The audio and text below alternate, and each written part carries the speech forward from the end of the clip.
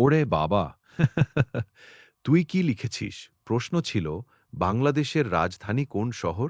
তুই লিখেছিস ঢাকা, কিন্তু আজকাল ট্রাফিক জ্যামে আটকে আছে? স্যার, আমি সত্যি কথা লিখেছি। গতকাল রাতে গুগলে সার্চ দিলাম, ঢাকা এখনও জ্যামে আছে। আর এই প্রশ্নটা? পানি কোন তাপমাত্রায় ফোটে? তুই লিখেছিস যখন মা রান্না করতে বলে।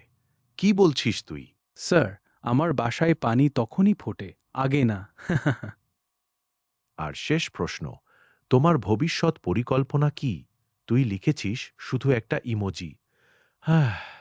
স্যার, পরীক্ষার রেজাল্ট দেখার পর আমার ভবিষ্যৎ প্ল্যান এটাই। যা, বের হয়ে যা। তোর খাতা আমি আলাদা করে রাখছি।